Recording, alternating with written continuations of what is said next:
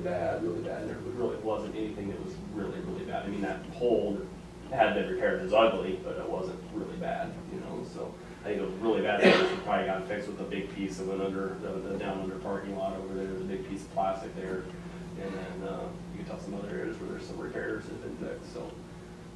So, you know, it's just more just informational, and that's gonna affect some of those downtown streets that we do here in the coming, year or two. The last part is, electrical outages. Again, we keep having some of those, just like we did last summer, and some other summers keep having some of those small, brief outages, especially on the 12470. Sewer gets, which again, just they're more sensitive to, you know, branches or squirrels or whatever, birds. And so we, I don't know how recent, but within the last few years, we put new relays on the, or circuit breakers on the, up at the power plant. Okay, so they have auto close capability, and they're programmable. They're pretty fancy stuff. And we've never had those, and we've never programmed them too. There's other communities that do. So we're going to bring in, Mid-States is going to meet with us on July 1st, and just kind of talk us through what other communities are doing. You know, they are obviously are electrical engineers, so they're going to be able to tell us, you know, how we need to set them, you know, to still be safe, but also to where, you know, if it is something, you know, a squirrel bouncing off of it, that it'll just, you know, pop for a second, pop, you know, stay right on, you know, as opposed to these. Typically, if you're experiencing a 30-minute outage, it's usually we're not even finding anything. We just start driving the lines and then looking, you know, kind of like when you go back down in your basement, you put the circuit breaker on, it stays on. It's kind of the same thing we're doing. So the circuit breakers are sophisticated enough where they'll do that on their own. So again, as you're, you know, getting feedback or aware of it or experiencing yourself, that's kind of what we're looking at. We have, I think 3 circuits that are in the 12470 that we would do that on. Then we'd also ask them if maybe do a little bit of designing, you know, just to see kind of what the dollars are, to where, since those circuits are so large, we can actually put these out into the system as well. So then they'll automatically, you know, sit there and close and reclose, and they'll kind of get it narrowed down right away, you know, just automatically to one particular sector. So that way it's a little bit easier for the guys to work in a major outage. I think it'll be a good exercise, and I'll report back if, you know, there's just no comfort level at all, we just have to deal with it, then that's what we'll do. But I think the systems guys and the power plant guys are wanting to try to, you know, take some baby steps to maybe, knocking down the number of those smaller outages like that. But yes, still have a safe system. But I think another part of being safe is a reliable system. So that's all I've got. Okay, thank you very much. Dave, do you have anything? I don't have anything tonight, sir, thank you. Okay, thank you very much. Heather, do you have anything? For I have a couple of economic things. Do I ever not have something? A few things. I know that they congratulated Lee and Revy 3, but just a little more information on that. It's June 29th. It is considered the launch of business. It's a program in the state, and if you did not see the article in the Salina Journal, make sure you check it out. They've got some great publicity, and those tickets are free if anyone would like to go, because there is a crowd favorite. So people that come and look at all the businesses that night at Manhattan, June 29th, 5 to 7:30 maybe? I don't know. Tickets are free, but you still have to go in an RSVP, and then you can vote for a little bit of change. You can vote for your favorite, and then that helps them win some dollars for their business, so that's great. Another thing, the banner has reopened as of last Friday. If you have not gone by and seen Jan, make sure you go by and tell him hello. It's Jan Schmitz. He's a former resident of Beloit. We're happy to have him back.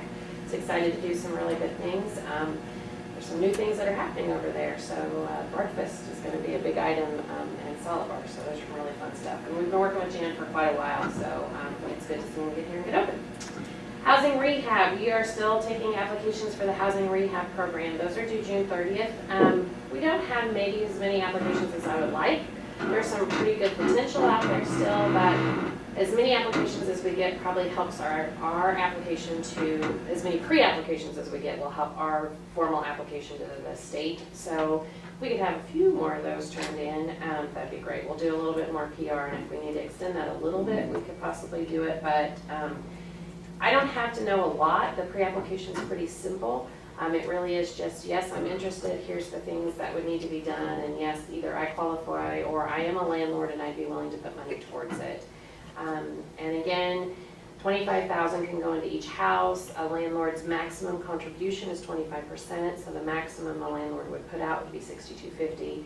We all know there's rental properties out there, and I know it's probably an uncomfortable conversation for a tenant to have with a landlord, and I'm more than willing to do that. I just need to have a tenant that's willing to fill out the application.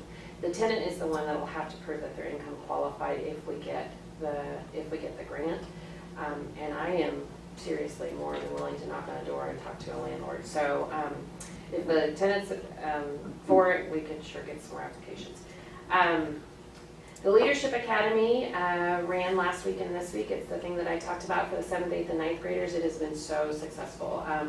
After the first week, it was exactly kind of what I wanted to hear, kids saying, I didn't know you could do that career here, and wow, I'd really like to look into that. So it was exactly what I was hoping for. I think NCK Tech is pleasantly surprised, the same way kids got up there and said, I didn't know I could take this up there. And then this week they did law enforcement and healthcare. Last week they did science and exploration, so they did AGCO, they did Ringneck Ranch, and then they went to the lake and shocked fish. And I'm hoping there'll be a few pictures in the paper because there were some massive fish that they pulled out of the lake after they shocked them. It was awesome. And then this week they did the police, and they did fire. They got to try on the full fire suits, and Blake did a really good job. And then today they did EMS, and they did the lawyers and the judge to kind of see how something works from top to bottom. And then tomorrow, I can't remember what they're doing tomorrow. And then next week is ag and entrepreneurship, so they'll do some things there. So 7th, 8th, and 9th graders extremely inexpensive. It's been really good. I'm anxious to see that take off even more. Prayer and action. Have I talked about prayer and action here? I did. Okay, good. July 9th through 28th is when that happens. There'll be a little bit more PR on that. Community Foundation. This is one that I don't think I've talked about. Community Foundation for Solomon Valley Community Foundation, which is our local one. Those applications are open and due August 1st. So same way, if there is a civic group that you're involved with, a church group you're involved with, men's or women's group or anything like that, something that is improving the quality of life of the citizens of our community, that's kind of where those applications will go. It is through SolomonValleyCF.org. The applications are extremely simple. You do not have to be a grant writer to write them. It's pretty easy, right? It's a pretty easy application. It's really not very hard. So if there's something out there that you know of, I'd be more than willing to help them. Also, if you send somebody my way, we want to make sure that we get all those covered if we can. We have $50,000 to give out now, and then we'll have another $50,000 before the end of the year. Any questions? Thank you, Heather. All right, thank you. Next item on the agenda this evening on public comment, Tammy Kimmel is going to visit with us about the Solomon Valley Transportation.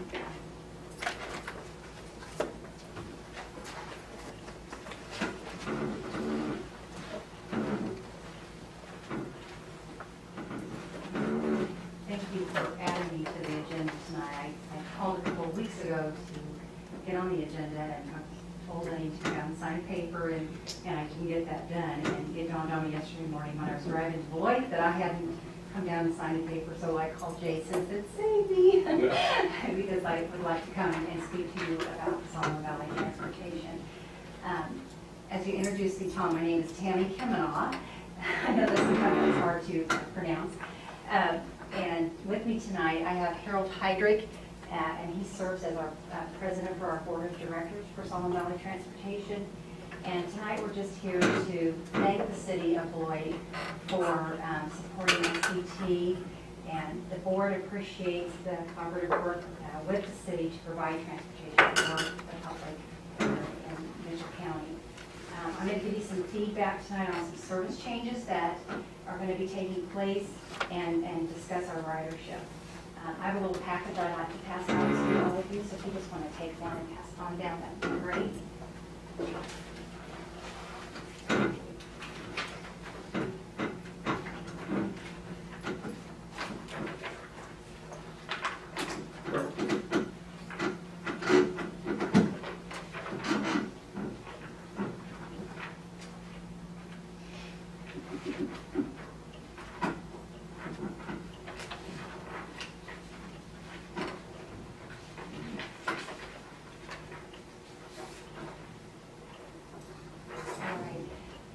back page of the packet that I gave you, it gives our mission statement that we have for Solomon Valley Transportation and the values that we have for our program.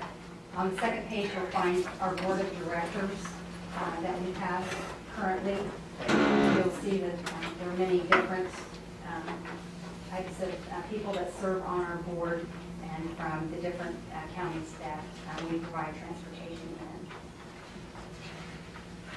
On the third page of your packet here, I have our transportation history, and I know I probably have brought this before and shared with you, but I just kind of wanted to, last year with the changes that we had, limiting our services in Jewell County and Osborne County, that as you'll see, the bottom box is from July 16th of May of 17, because we actually haven't finished our fiscal year until June 30th.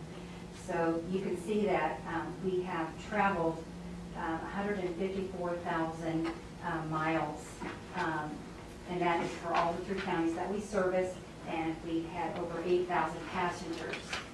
And to kind of break that down a little bit for Beloit, for Mitchell County, 97,741 were for Mitchell County, and that was serving over 6,392 passengers. And out of them, 6,392 passengers, 5,688 were Beloit trips. So people here in Beloit are using the service very much.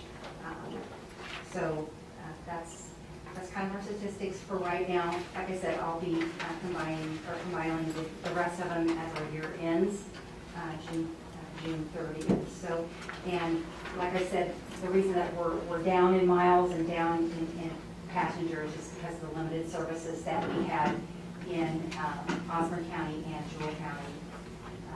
So this next year, we're going to have an increase of service beginning July 1st. Actually, Jewell County raised enough funds to bring service back to 5 days a week. Osborne County will be continuing with the same services 2 days a week. We're able to raise enough funds to bring that back up to 5 days a week in Osborne County.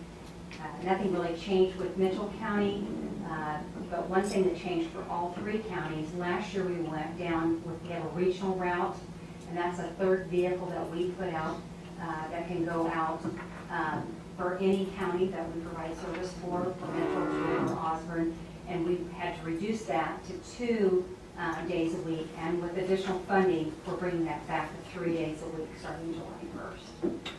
So we're really pleased that we were able to do that. So again, I want to thank you for supporting the city supporting us, and we want to ask you that you continue to support SVT, and we'd like you to take in great consideration to increase your pledge that you have been giving to transportation. Our costs keep going up every year, and it just takes that much more to keep the wheels going. So with every dollar that we raise, we apply for a grant, it's a 5311 grant, and every dollar that we raise, we get 3 times that amount of money back. So that's a big return.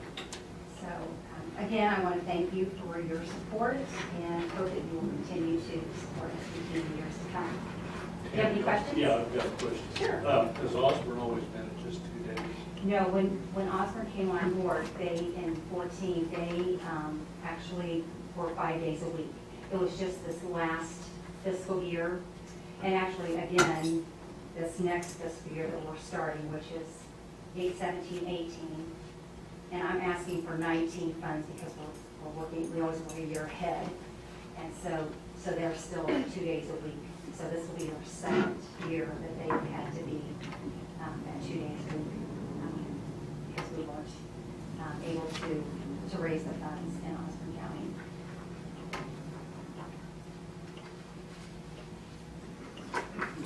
So does anybody have any questions for me? No questions? Well, thank you. Thank you for letting me come back and present again. And I'll be leaving a pledge letter for Mandy to have for reference, and our pledge letters are due and returned to SCT office by October 1st, 2017. No money's required at that time, it's just a pledge form that you have to fill out, and we always send out a reminder in June for our next fiscal year. So, thank you, have a great night. Thank you. Thanks. Next item on the agenda this evening is a consent agenda for June the 6th for council meetings and appropriations 6B. I move that we pass it in its entirety. Councilman Miller to approve the consent agenda in its entirety. Can I have a second? Second by Councilman Latrell. Any further discussion? Those in favor signify by saying aye. Aye. Opposed, same.